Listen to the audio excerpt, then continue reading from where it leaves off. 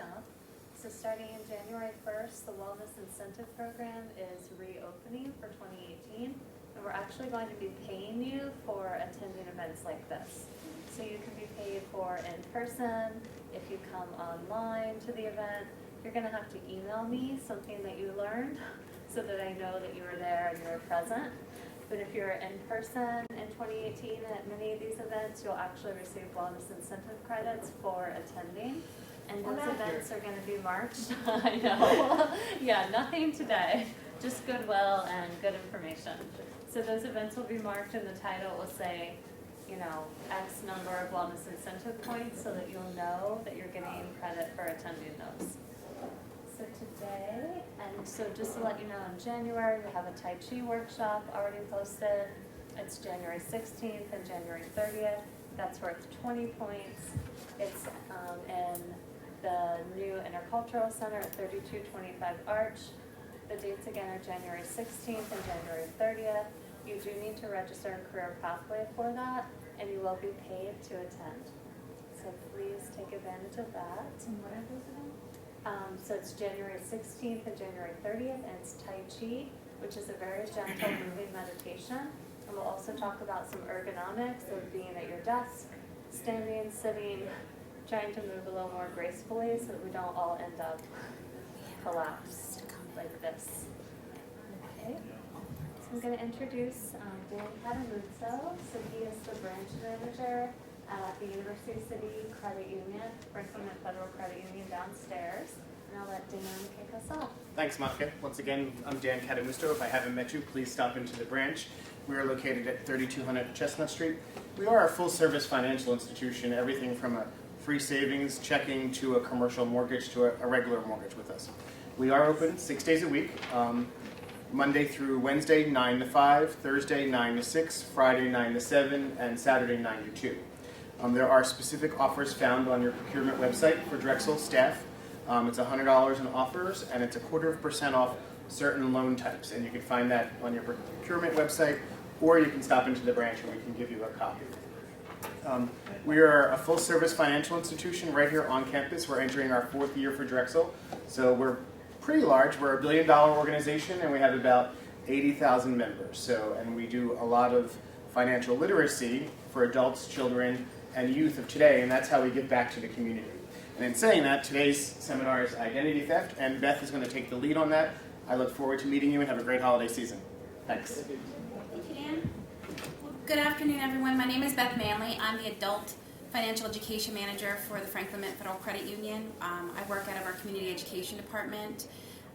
We have a very wide variety of topics that we present on. I'm a certified educator in personal finance as well as a certified teacher, and I have about 22 years worth of experience in various aspects of finance, red flag rules, different things that have to do with protecting individuals' identities and personal information regarding financing.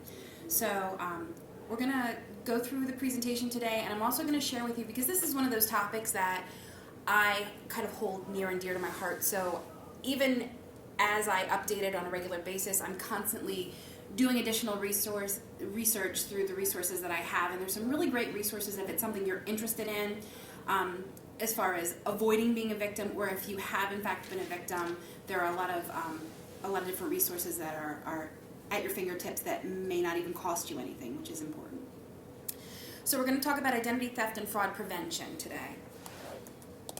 So you may not be aware, but identity theft isn't just somebody pretending to be you as far as going in and applying for a loan. If somebody steals your credit card or debit card information, that is also considered identity theft, not just a generic form of theft, because they are presenting themselves as you with a form of payment that is only to be used by you. Any information that's taken, sometimes people are just pretending to be you on social media. That is a form of identity theft. Identity theft is an issue not just because of the financial resources that can be tapped into, but your identity is a resource. Your identity has value in and of itself. And things like presenting themselves when they commit a crime, you have a warrant out for your arrest. These are some of the consequences of having your identity stolen, and they can be pretty far-reaching. Typically, it's done for financial gain. There's a variety of ways that they do it. And as we said, the victims can suffer adverse consequences that can take several years to fully get resolved, if ever. So locally, it can happen. Your wallet stolen, your purse is stolen, dumpster diving, people going in and taking financial information that hasn't been shredded. Nationally, there are data breaches. One of the biggest data breaches happened in 2013, and that was the Yahoo data breach. Over 3 billion accounts were affected by that data breach. I know we're probably all familiar with the Equifax, the most recent breach, the big one. That was about 145. Come on in. About 145 million bits of information were stolen, and that was pretty significant because it was social security numbers, addresses, phone numbers, in some cases driver's license information, that was all compromised. I think one of the most alarming facts for me was that we think about protecting our electronic data. We think about having virus protection and watching where we shop, that kind of thing. We're worried about skimmers. 53% of the origins of the information that has been stolen and used for identity theft was a physical theft, not a digital theft. So more than half, it was somebody literally stealing your wallet, stealing your trash, stealing your medical files, the physical copies. Only about 46% of the information has been taken digitally. So we really have to watch on both fronts.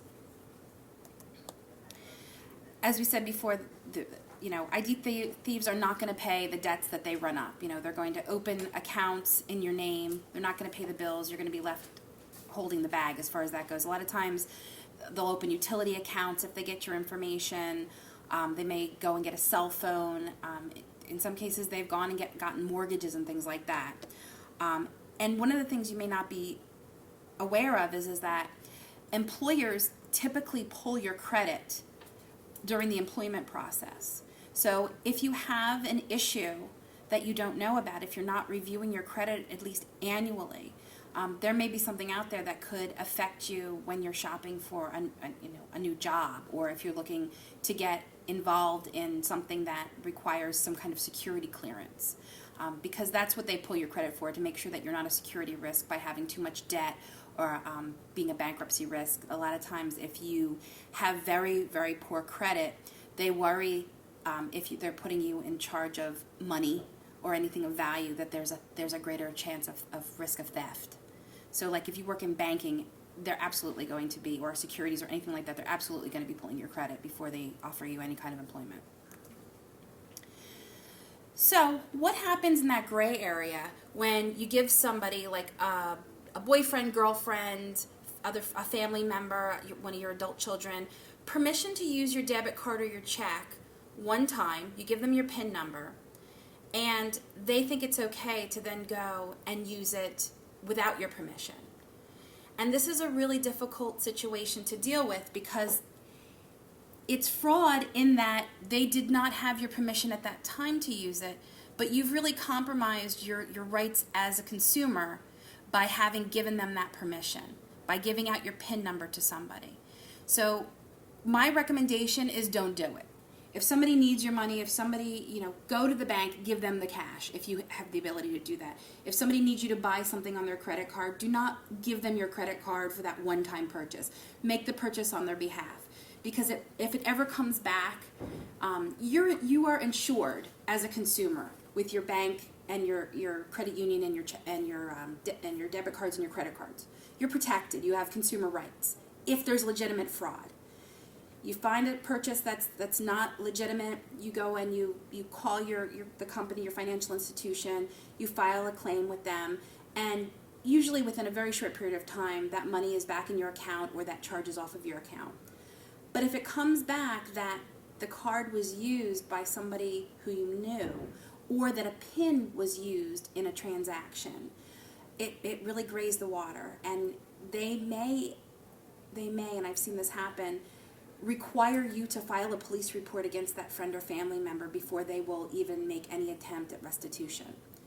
So just be aware.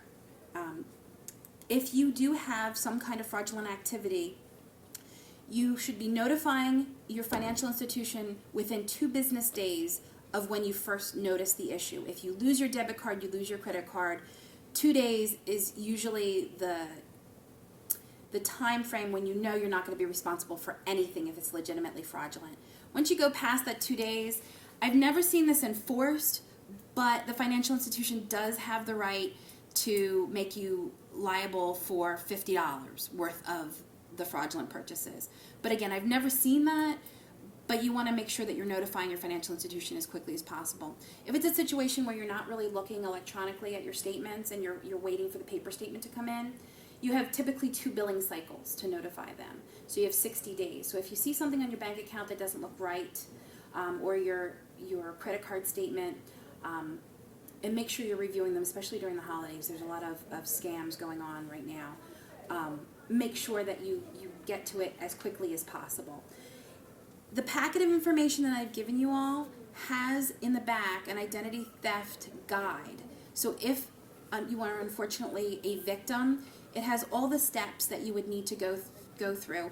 And the final page actually has where you can document who you've talked to, because that's really important, that you're documenting who you're talking to if you're trying to get something resolved.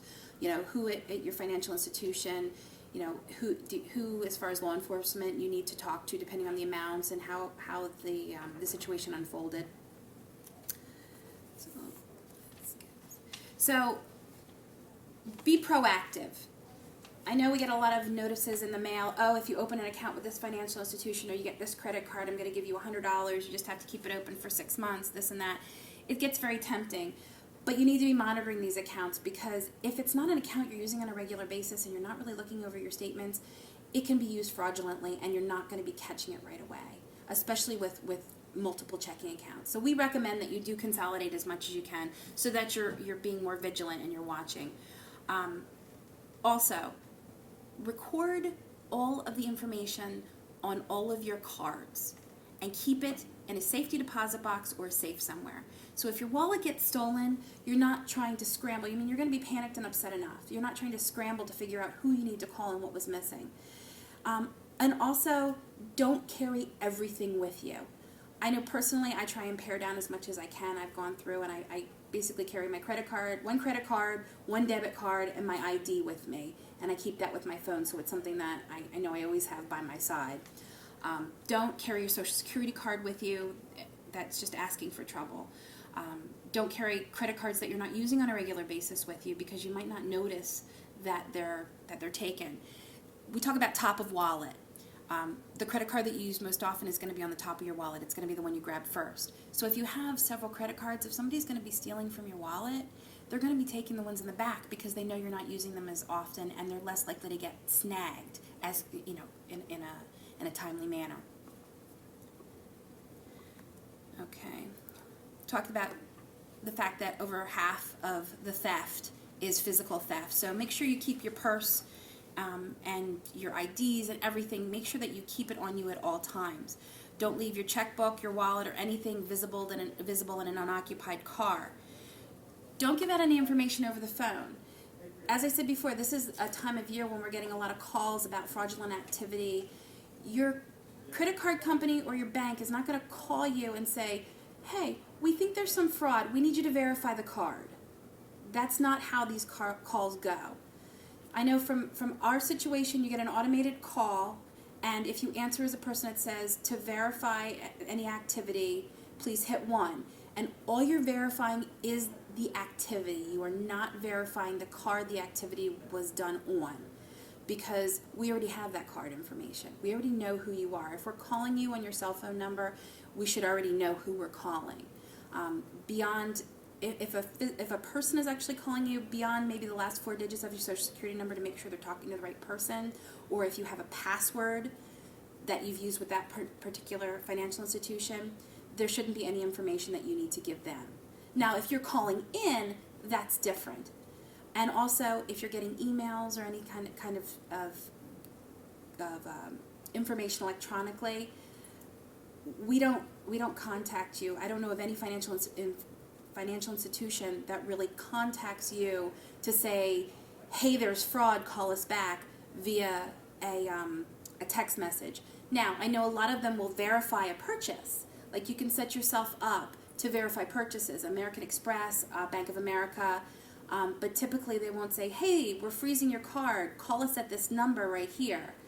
That is a very common tactic, especially when they're very vague about what financial institution is calling you or what credit card company is calling you, because they're phishing. They're phishing to get you to respond. Do you have a question? I just got an email like that yesterday. Yeah. So I just went online into my account to see, and I was like, I don't see anything weird. And I haven't done anything about it, but it sure looked legit. Yeah, they're really good at spoofing phone numbers. I know personally I've been getting a ton of phone calls from solicitors that look like local phone numbers. It comes up as a phone number out of my area, and they're not. They might not even be calling from inside the United States. So, as we said, one of the key things is shred everything. If it's got your name and address on it, shred it. Especially if it's anything financial. A lot of banks and financial institutions have gotten really smart and they truncate your account information. So when you, like with our statements, if you look at them, even the statements that you get on, through the mail, it only has the last 4 or 5 digits of your account number, so that if your mail is intercepted for whatever reason, there's limited vulnerability on your part. But they still have your name, your address, and they know where you bank. So, being proactive, checking your credit report. Annualcreditreport.com, this is a very important website because this is the only website that is authorized by the FTC for you to get your free credit report each year. There are other sites that will give you free credit reports, but as I always like to say, if something's free, you're the product. So if you're going to freecreditreport.com or Credit Karma or one of these sites, they'll give you the information that you want, but they're also going to be gathering information and using that to market to you. So annualcreditreport.com, it's a site set up by the 3 credit bureaus. You can go in once a year and get each of the bureaus. So you could go at the beginning of the year and get Equifax, you could go in the middle of the year and get Experian, end of the year get TransUnion. There have been some updates and some changes to the laws regarding consumer protection in the realm of credit. And one of the really great changes that has gone into effect is, so if you pull your TransUnion, in the past, if you saw something that you didn't agree with and you disputed it, if you wanted to go back after 60 days after the dispute period ended and pull another TransUnion to see that it was removed, you'd have to pay for it. They changed the consumer laws, and now if you have a dispute and you go in and you want to follow up with that particular credit bureau after the 30 to 60 day window, you can get another copy of that same bureau for free. That is a recent change. So my recommendation is, and the nice thing about this website is, even if you have your credit frozen, if you're like me and you're paranoid about fraud, you can freeze your credit, and we'll talk about that a little later, but even if it's frozen, you can still go in and you can still get your bureaus, and it is free. And you can just pull them up on your computer, you can save them as a PDF if you want, you can print them out, you can go through. It has all your information on there. Does anybody have any questions about this? So these are the main steps that you want to take if you do find out that you are a victim. The first step is you call the company that's been affected, whatever account has been affected. So if it's your checking account or your savings account, you're going to call your financial institution. If it's your credit card, you're going to call your credit card company. Make sure they shut down whatever access has been compromised. They'll issue you new access, and they'll start the claim process. Typically, credit card fraud is a lot easier to get resolved than debit card fraud because I like to say it's not real money, but it's not your real money. With a debit card or a checking account fraud, the process is that they have 10 days to get you provisional credit. So usually it's a lot quicker than that, depending on how large the amount is. Usually if it's less than a couple $100s, they usually give it to you in a couple days. But so within that 10-day window, they should give you provisional credit while they do their investigation. So after they have a 30-day window after that 10 days in order to verify that it was in fact fraud or deny your claim. So they're giving you this credit and you can use that money. It's your money. They've opened up your account again. But if during that 30-day window they find that they can't prove that it was legitimately fraud, such as it was a family member or they think there was a PIN involved, they do have the right to take that credit back. And then you're going to be fighting back and forth. But other than that, if they do find it's legitimate fraud, 30 days you're done, everything's clear. Get a copy and review your credit report to make sure there's no other compromises, especially if you were a victim of a theft of a wallet or some other personal information. We recommend that you go to the FTC's website. And I'll talk a little bit more about that at the end, but the FTC has a fantastic website for people who have been victims of identity theft. They've got entire packets where you can put all your information in electronically, print out your paperwork, and they even have letters that they will pre-fill that are formatted if you need to provide an affidavit of some sort to your creditors stating that you've been a victim of some kind of identity theft or fraud. And contact your local police officers. You may not want to do it if it's, a small, a $10, $20 charge that you get resolved quickly, but we do recommend that you notify local law enforcement because they track it. And also, a lot of the financial institutions have financial crimes divisions. Like we have a financial crime supervisor and a whole department on fraud and financial crime, and they have organizations that meet and discuss trends that they're seeing. And a lot of times that's how things get solved, especially localized crimes and issues. So for instance, in our area, we're over in Chadsford, Glen Mills area. This was a couple years ago. We had a spike in fraud, and it wasn't just us. It was debit card issues. And because our financial crimes people were communicating with some other local banks to try and figure it out, they were able to pinpoint that it was Ruby's Diner in our area. An employee was stealing credit card information. It had been going on for about a month, and several of the local financial institutions were hit with it, but it was very, very localized. So that was the common denominator, because there's so much software that can scan and see, okay, where are all these accounts meeting? Where, like with Target, we were very proactive when the Target breach happened, and if we had seen that there were any Target purchases on your debit card or your credit card during the window that we knew the compromise had happened, we just issued you a new card. We didn't even wait for there to be any kind of fraud. And that's one of the benefits of technology, that we can be proactive with protecting our members. So what happens if your Social Security number is compromised and somebody files taxes in your name? And this is a very severe problem. This actually happened to my mother. She doesn't know how her information was compromised. She's really good about shredding everything, but there's so many huge compromises nowadays that could have happened anywhere. So she got a notice in the mail in February about her tax filing, a verification that she had filed taxes. She hadn't filed taxes yet.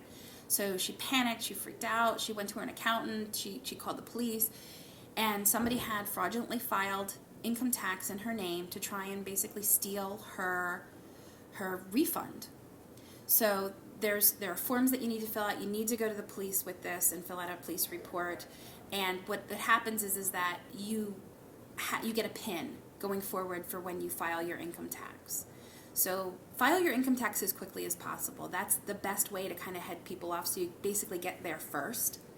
But this can have some very far-reaching impact. I mean, this could affect, and I do Social Security also, so the income that's reported against you doesn't just go for your taxes, it goes for any benefits also that you receive, such as Social Security disability, anything like that. And if you are already receiving some kind of disability or Social Security benefits, if somebody goes and takes your Social Security number and then files that they're earning income in that name, it can impact your ability to get benefits. So that's why there's another one of those things where you want to keep up with it, make sure that you're very vigilant with in protecting your information. So we talked a little bit about some of the breaches that happen, and Equifax being the big one. There is a sheet, I believe it's the last sheet in your book, that just gives some information about the Equifax breach. There haven't been a ton of updates as far as that goes. Basically, you can go and you can see if you were part of the breach, but chances are you're part of the breach. I would just assume that you are. They're offering the free monitoring service. You do not need to pay for credit monitoring. It's a very expensive tool, Now, a lot of insurance companies will provide it for you as part of your policy. I believe State Farm, Geico, they all have something that you can add, and it's very inexpensive. But what that really does is it's an insurance policy if you are a victim. Usually what they'll do is they'll cover some of the costs. Some of them are around $25,000, some will go even higher, so that if you have to hire an attorney for whatever reason, they'll take care of you. If it's something you're really concerned about, you can freeze your credit. It's if you're under 65 and have not actually been a victim of credit in the state of Pennsylvania, it's $10 per bureau to freeze your credit, and it's a total shutdown. It will cut down on your on the junk mail that you get. Anybody that you have an existing relationship with financially will still be able to pull your credit, but no new credit can be issued unless that PIN or code is given to the creditor, or you go and do a temporary release. You can do a 24-hour release on your credit, like if you're applying for a mortgage or something like that. I know with our system, our loan system, if you just give us the PIN, we don't need you to go in and do the release. We can just do it. But if it's something that you're really concerned about, if you've been a victim, it's inconvenient because you can't get instant credit anywhere. You always have to think about it. But if you're impulsive when it comes to your credit, it could also be a good tool to stop you from spending money you shouldn't be spending. So we talked a little bit about phishing. You had said that you had gotten that email that looked legitimate from your bank. So you see this a lot with Bank of America and Wells Fargo. You get these dummy emails that look legitimate. PayPal is another one too. If you've ever had you might not even have ever had a PayPal account, but so many people have them that they just send out these random emails, and it's like, we've noticed some irregular activities on your account. Please use the link enclosed to log into your account and verify any purchases. We've temporarily shut down your account. You're like, oh my God, they shut down my account. What am I going to do? And you click on the link and you try, and it's a good mirror of what the actual websites look like. And one of the reasons that you've seen so many changes and so many added levels of security is because it's so easy to fake a website. So what a lot of financial institutions are doing is, you may put in your user ID, then you go to a next page and you verify a picture and you verify a phrase, a catchphrase, before they want you to put in your password. Something that's unique to you that not every single person logging into the website is going to say, and that enables you to verify that you are in fact on the correct website. Don't ever go through a link that you've been sent to access your account. Go, if you've saved it in your browser or if it's on the back of your card, use those websites only, because chances are it is a phishing attempt. Smishing, so this is what we talked about with the text messages. They will, a lot of banks, financial institutions, credit unions, they will send you an alert if you enable that in your account, if you go below a certain balance, or if an activity has happened. I know my husband loves it. He has American Express card, and literally every single charge pops up on his iPhone. He sees it immediately. He can verify it, so that if there's any fraud, he can catch it before anything else happens. It's a really great tool. Phishing, you'll get a voicemail that says, "Hi, we're calling from your credit card company. We need to verify some purchases. Can you give us your card number?" No.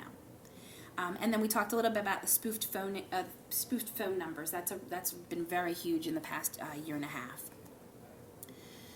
So before you put your information into any website for purchasing, for shopping, for anything, make sure it is a secure website. Make sure you see the HTTPS. Be very aware of where you are shopping.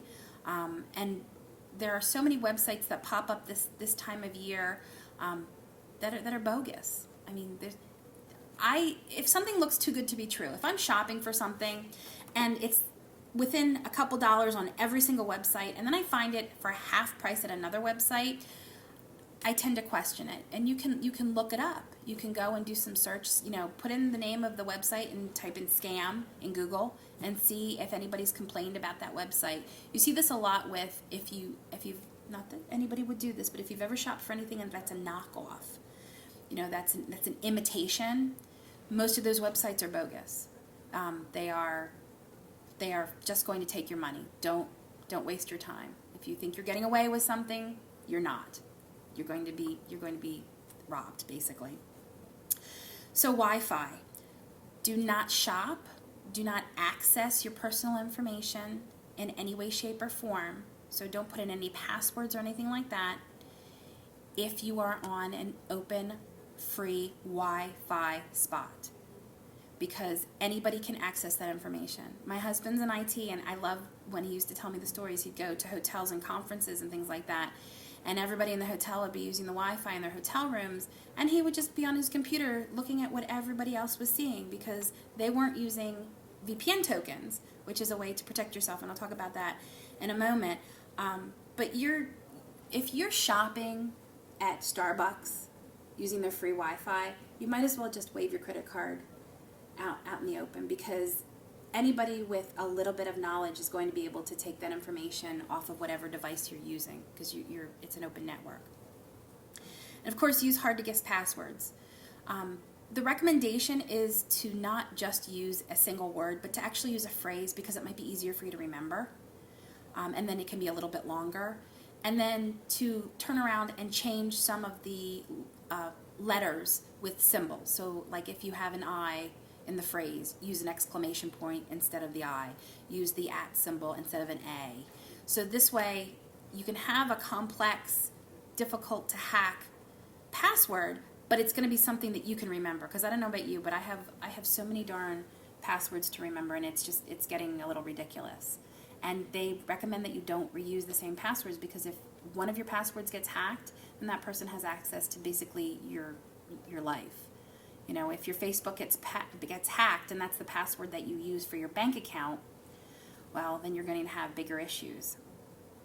And I think that's one of the things that people don't realize, how significant having your email account hacked is. Most of your password resets, they send it to your email. So if your email has been hacked and somebody goes into the account and knows that you've used, they might not know what your password is for your bank account, but they can go and they can reset it if they can get into your email, and then they have access to everything. So I touched a little bit on a VPN. Has anybody heard of a VPN before? So a virtual privacy network. I have one on my phone because I like to use free Wi-Fi a lot. So I just activate my VPN token on my phone. They're not expensive.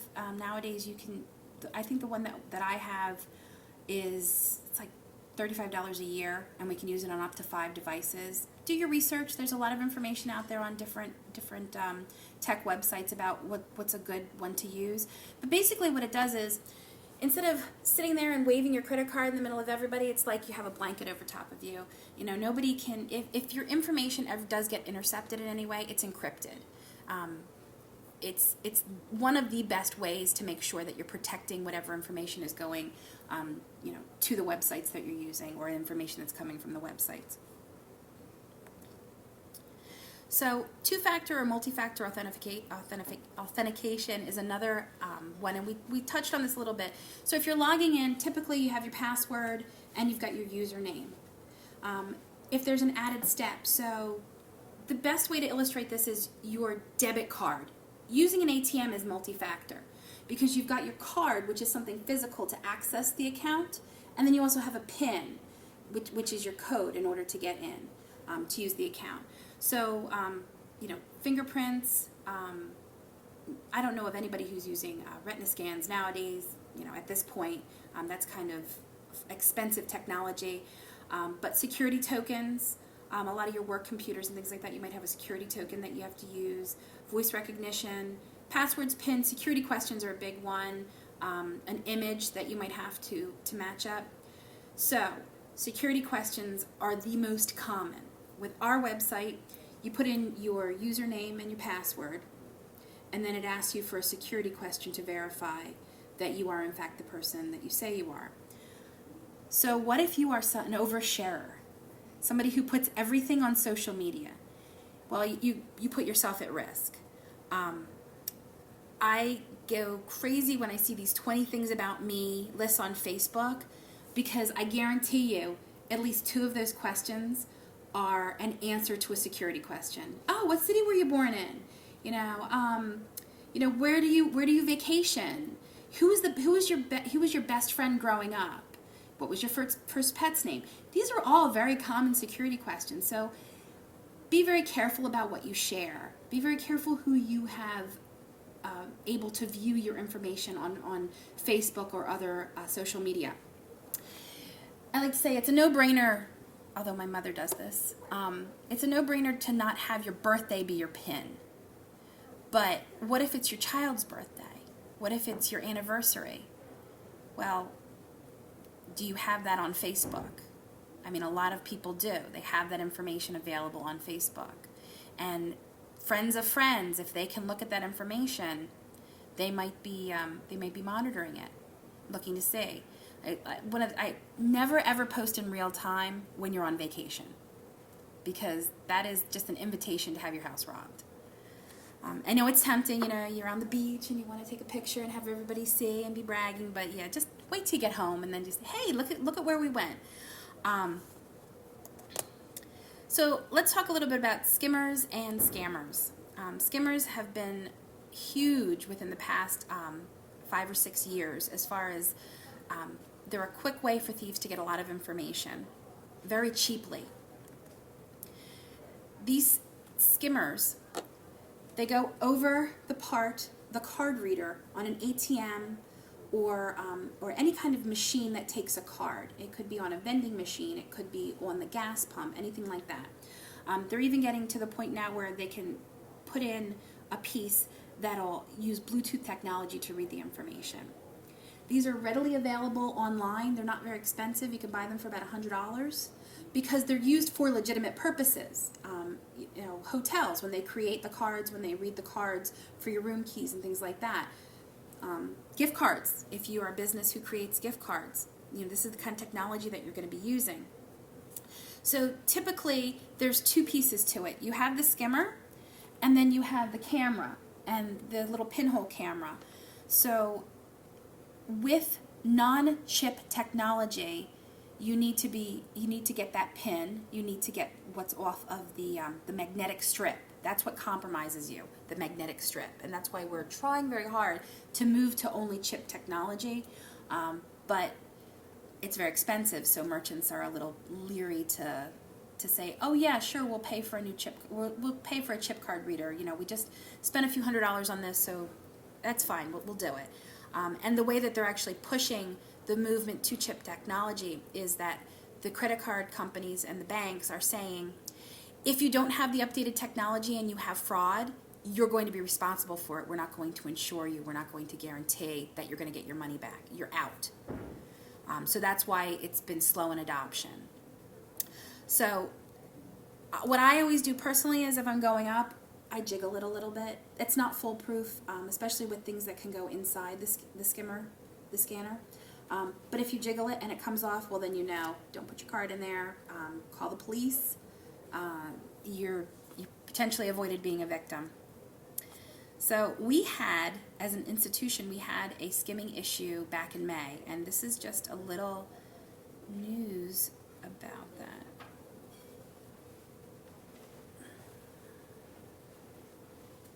One second here.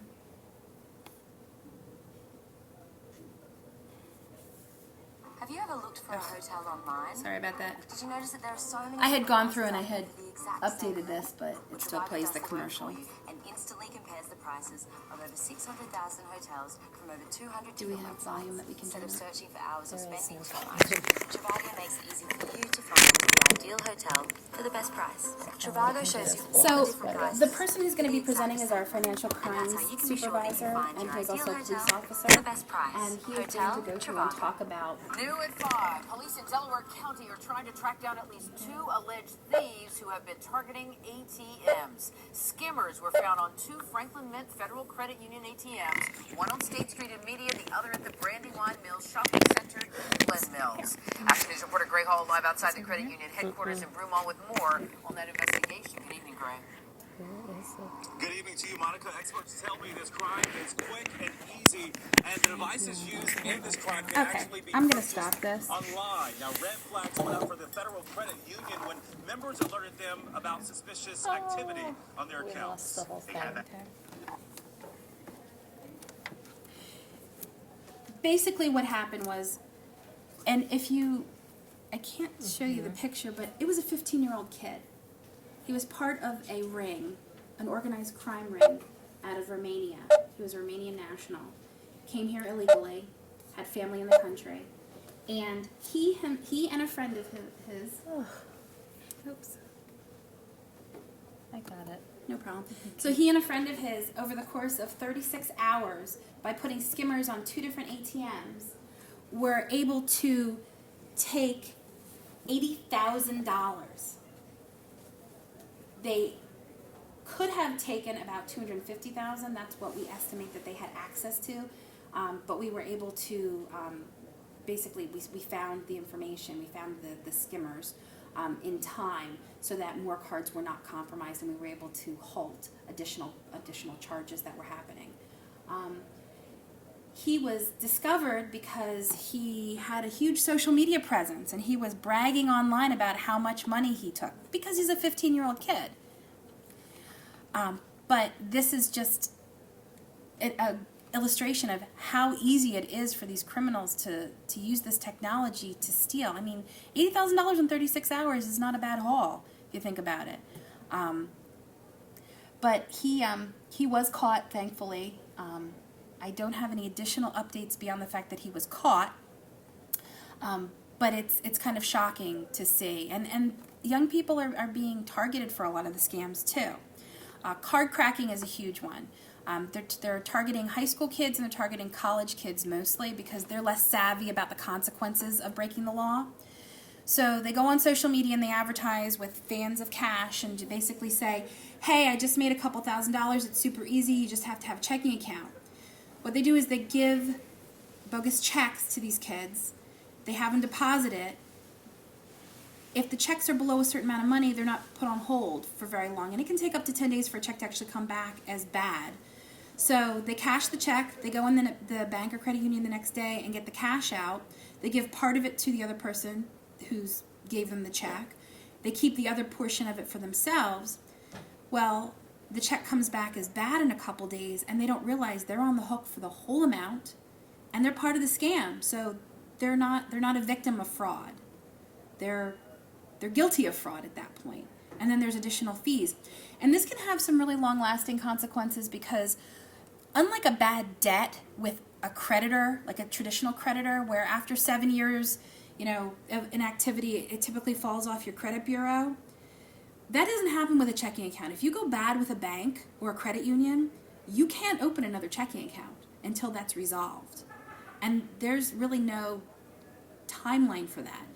We have a separate system beyond pulling credit that we use, check systems that we use. Most banks use something similar, and that information on bad checking accounts and bad savings accounts is reported. So you may feel like you're the victim, but you really are part of the problem if that happens. And again, we're seeing this mostly with high school kids and young adults. Mystery shopper scams. We're not seeing this as much. Individuals who are getting information, hey, you can go shopping for us, we'll give you a check, and you buy a few things and then send us the difference of the money, or you can keep whatever you buy. There are legitimately mystery shoppers. There's an organization, mysteryshop.org, that can find you jobs. They pay very little. It's a way for organizations like retail shops and things like that to test the customer service and the speed of their different departments. But again, a lot of times they're using internal people from other locations to just do this, so they don't have to pay somebody outside to do it. Somebody who's very familiar with the way things are supposed to be done. Facebook Messenger government scam. This is a new one. People are mimicking your friends' Facebook pages and sending you private messages saying that they just got money for school or for paying off debt through government loans or government grant programs. It's somebody you trust, somebody that you know. They're contacting you, so you think, okay, well, this is interesting. The catch is that there's a fee, and there are no fees for government grants. You should never have to, FAFSA, if you're familiar with filling that out, the first F is free in the FAFSA form for getting education loans and grants. You will never have to pay a fee. Government scams in general. So we had a member fall for a big one. The IRS will not call you and tell you they're sending the police, tell you they're freezing your accounts, and ask you to pay them with iTunes gift cards. We're educated people. I understand that you're like, what? How could people fall for this? People legitimately, we had somebody fall for this scam. So a little background, the member was an older person who actually did have back taxes that she owed, and she was trying to deal with that. So it was on her mind and she was worried about it. She had someone call pretending to be the IRS and telling her that they had frozen her checking account and that they needed her to send them $5,000 immediately or they were not going to release her checking account. And they said the quickest way for her to get the money, they would temporarily release the money from her checking account if she went and got iTunes gift cards and then read the numbers over the phone to her, to them. And she did this. So just understand, if you ever get a threatening call, if a bill collector, if a government agency, if anybody calls you and says that they're sending the police over if you don't give them money over the phone immediately, tell them you'll meet them at the police station. Because that's not how it works. If there's legitimately a warrant out for your arrest, they're not going to be giving you that kind of alert so that you can leave. And the IRS doesn't use those kinds of tactics. I mean, they may call you and let you know, but they're not going to be taking money over the phone from you. They're going to have they're going to send you things in the mail. You're going to be very much aware with registered mail and things like that of what's going on. And they don't use Facebook. They don't use email to contact you ever. They do not use that information in order to contact you about a bad debt or about back taxes. So I just want to make you aware of some of the resources that I personally use that I think are really great. So the FTC is my favorite. If this is something that you're very, very interested in, like I am, my first stop is the FTC because they have so much free consumer resource information for you, so much data that you can get. There was a really fantastic seminar in Washington, D.C. that they streamed live that you can get all the information. You can even watch it if you have time. And they had all these amazing experts from around the country, from government agencies, from private agencies that do research and identity theft and such, bringing all the information together just to talk about the issues and how the compromises happen, the value of identity and the dark web. I found that really fascinating, all the different aspects of the dark web where they're buying and selling your identity as a commodity. University of Texas out of Austin, which is an amazing resource also, they actually have the Center for Identity. So this is a research institute through the university that offers specialized degrees for law enforcement individuals, but it also has a lot of webinars. It has some really interesting podcasts. They recently did one on small business identity theft, which is a complete problem aside from data breaches. People are stealing businesses' identities and taking their customers' money by pretending to be them. So it's not just an individual problem, it's a business problem. There's a lot of different aspects to it that are really interesting. If you're a victim, you can go to the FTC. It's identity, I believe it's identity.ftc.gov. If you go to the FTC's website, it's very easy. They have all kinds of resources for trying to get things back on track. If you have questions, they have live people who are reading their blogs, experts who will answer your questions. You're always welcome to get in contact with us if you have a question about something. But the Consumer Financial Protection Bureau is another really great resource too. The BBB does some things, but they really do a lot more for the business side of it, not so much for the consumer side of it. Does anybody have any questions?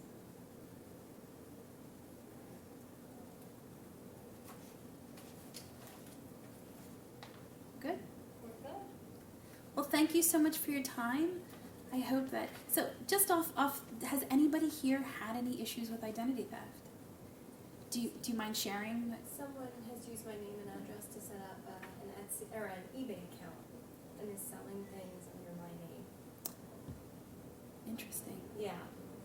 So I can't find any financial implications. I hope that doesn't happen. Nothing on my credit cards or bank statements. Mm-hmm. But the way it was discovered was they had sent something to someone and the person sent it back, and it came to my home address.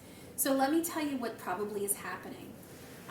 There is a very huge scam where people use stolen credit cards to buy things, but they don't buy them until they have an order. And this is, my husband's a Lego collector, so this is huge with Legos. So the Lego sets are very expensive, so if you can go on eBay or some other site and you can buy them for a lot less, you're going to jump on that. So what the fraudsters are doing is they're getting someone to pay them for the product. They're using stolen credit cards to buy it directly from the vendor and have it shipped directly to the person who bought it from them. So they are completely out of the picture. So it's not like I'm using a credit card to buy something online and having it sent to me and then turning around and shipping it out to someone. They're actually having it shipped right to the person who's paid them using a stolen credit card.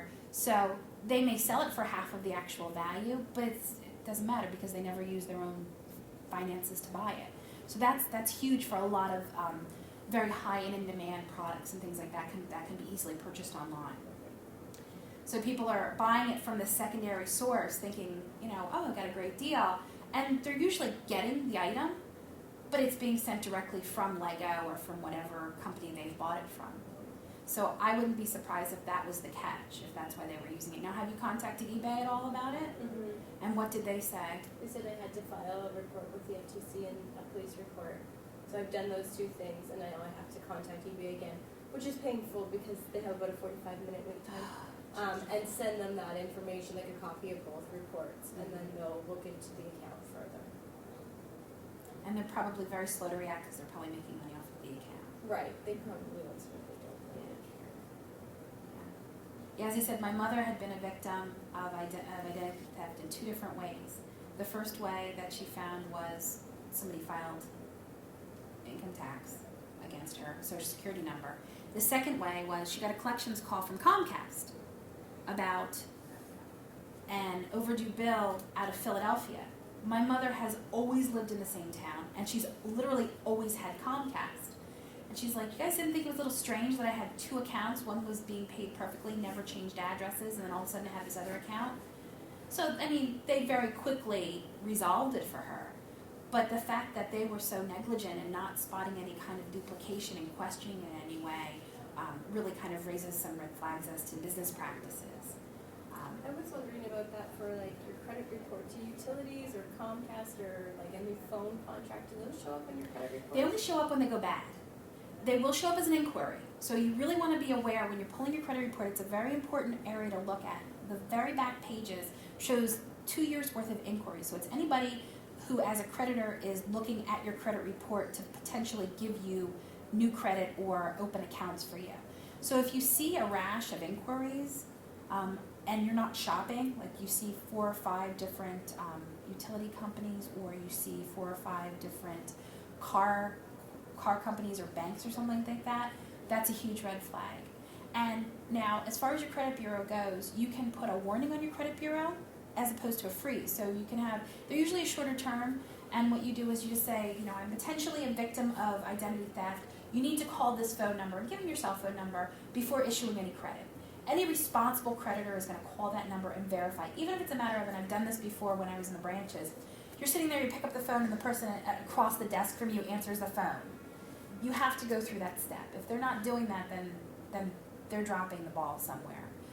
You can have a password put on there so that when they call, it's not just about answering and say, hey, yes, what's your password, and answer the password. But usually just having that phone number there is enough to kind of start the process for making sure that everything that you want on your bureau is legitimate. Anyone have any other questions? But utilities, typically, unless they go bad, you're not going to see them. There may be the inquiry, but until the cable bill goes bad or the cell phone gets charged off because it's a bad debt, that wouldn't pop up on your credit report. So if you miss the inquiry, you're probably not going to see something that's not quite in collections yet. Well, thank you so much. Thank you. Have a wonderful new year, and we'll be back in February with our mortgage seminar. So if anybody is thinking about buying a home or even refinancing a current home, make sure you come to our seminar.